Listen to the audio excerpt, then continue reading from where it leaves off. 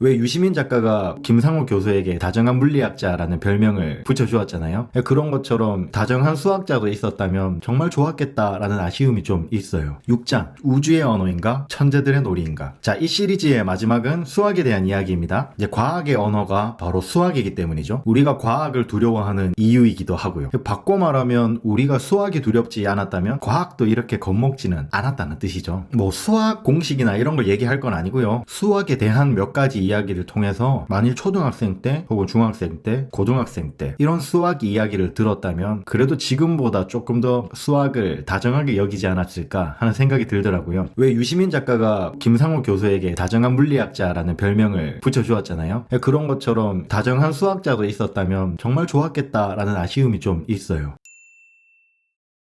저는 정규 교과과정 12년 동안 왜 수학을 해야 되는지에 대해서 한마디도 들어보지 못했거든요. 여러분은 들어보셨나요? 만약에 한 번이라도 들어봤다면 정말 좋은 선생님을 만난 거다라고 생각해요. 저는 그 어떤 선생님, 수학 선생님으로부터도 왜 수학을 해야 하는지, 수학이 어떤 학문인지에 대해서는 듣지 못했어요. 그냥 공식과 문제가 있었고 풀어야 하는 숫자 덤이었죠. 뭔지 모르는 학문이니까 흥미가 생길 리 없고 풀릴 리도 없었죠. 태생부터 수학을 좋아하는 사람도 있잖아요. 그리고 그들은 자연스럽게 수학 문제를 풀고 또 이과에 가게 되고 그리고 더더 과거에는 그런 사람들이 수학자가 되기도 했죠. 과거에는 말이죠. 지금은 수학자가 되려는 사람은 거의 없다고 봐요. 이게 쓸모가 없는 직업이기 때문이죠. 그리고 수학을 몰라도 수학 문제를 풀 수 있고 그래서 좋은 성적만 받으면 좋은 대학에 갈 수 있잖아요. 의대에서 수학을 배우는지는 잘 모르겠는데요. 다만 우리 사회는 수학 문제를 잘 푸는 이과 학생들이 보다 전문적이고 기술적인 능력에 뛰어날 것이라고 판단하는 것 같아요.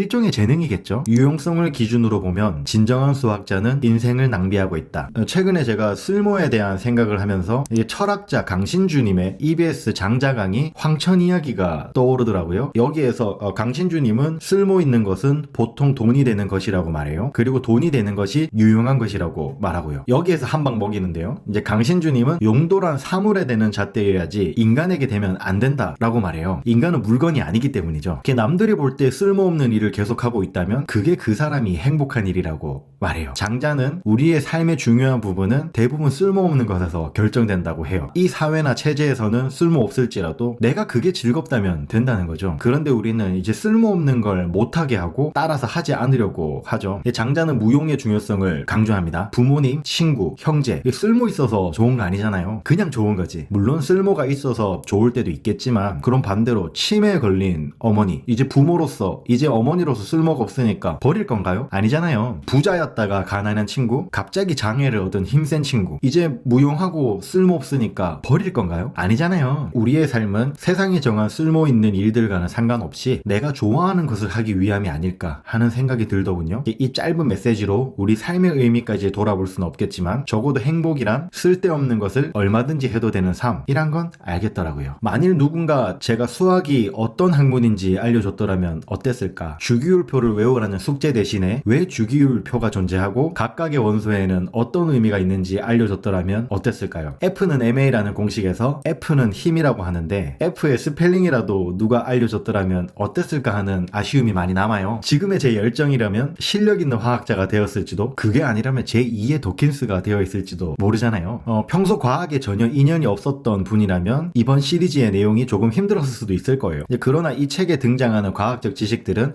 과학적이라기보다는 필수적이라고 할 수 있을 정도로 상식적인 내용이 담겨 있거든요. 따라서 여러분이 이 정도의 과학 상식만 알게 되더라도 절대 어딜 가서 과학 상식으로 무시당하는 일은 없을 거예요. 처음엔 저도 조금 어려웠는데요. 두 번, 세 번 읽고 나니까 오히려 예전에 먹구름처럼 자리 잡혔던 그런 희미한 과학 도서의 내용들까지도 한 번에 정리가 되더라고요. 비록 이과생이 아니더라도 혹은 인문학에 관심이 없더라도 이 책은 꼭 한번 읽어보셨으면 좋을 것 같아요. 지극히 과학적인 내용도 인문학자에겐 철학의 대상이 되거든요. 저 또한 유시민 작가님과 같은 사유를 했더라고요. 그러나 유시민 작가님에 비해서는 많이 부족하고 특히나 이렇게 생물학과 화학적 지식은 거의 없었다고 봐요. 이 책을 통해서 이 부족한 부분을 채우고 나니까 인간을 바라보는 관점이 더 다양해진다라는 걸 느낄 수 있었어요. 이런 유시민 작가의 지적인 능력이 얼마나 부러운지 모르겠고요. 그래도 제가 20년 이상은 젊기 때문에 부지런히 독서량을 따라가면 될 것 같아요. 저는 자녀 가진 부모님들이 적어도 이 정도 과학 지식은 상식으로 알고 있고 하고 그래서 우리 아이가 물었을 때 자신 있게 대답해 줄 수 있어야 한다고 생각해요. 어쩌면 공부는 자녀의 몫이 아니라 자녀를 키우는 부모의 몫이 아닐까. 우리 자녀가 성인이 되어서 부모 곁에서 떠나 세상에 던져졌을 때, 물론 그때란 자녀가 충분히 독립성을 가지고 세상에 나온 너무 늦지도 빠르지도 않는 아주 적절한 시기에 말이죠. 우리의 부모님들은 우리에게 제대로 알려지지 않은 게 많아요. 이 대한민국을 21세기 선진국으로 만들기 위해 몸을 갈아 넣어야 했던 우리 부모님 세대는 자녀 교육에는 사실 둔감할 수밖에 없었죠. 그러나 지금은 다릅니다. 우리는 배울 수 있잖아요. 스마트폰이 있기 때문에, 그리고 좋은 책들이 많기 때문에 얼마든지 배울 수 있고 아이들한테 알려줄 수 있습니다. 아이들은 잘 몰라요. 내가 모른다는 사실조차 모르는 것이 진짜 모르는 것이라고 말했거든요. 아이들에겐 계속 알려주고 경험시켜 주어야 합니다. 그게 부모의 역할이고 어른의 역할인 거죠. 교육을 강조하는 것이 아니라 경험을 통해 우리 아이가 몰랐던 것을 자꾸 알려주는 거죠. 너 이것도 왜 몰라가 아니라 너 이것도 모를걸? 이라고 알려줘야 된다는 거죠. 물론 아이 키우기 바쁜 우리 부모님들이 이렇게 두꺼운 책을 붙들고 하루 종일 읽는 것도 쉬운 일은 아니에요. 따라서 제가 열심히 읽어서 여러분 자녀 교육에 보탬이 될 수 있게 늘 애쓰겠습니다. 여러분은 짧게나마 읽고 보고 익혀서 자녀들에게 알려주면 어떨까요? 여러분에게 가장 유익한 채널이 되도록 노력하겠습니다. 오늘도 함께 해주셔서 감사합니다. 헤르만의 서재 정우였습니다.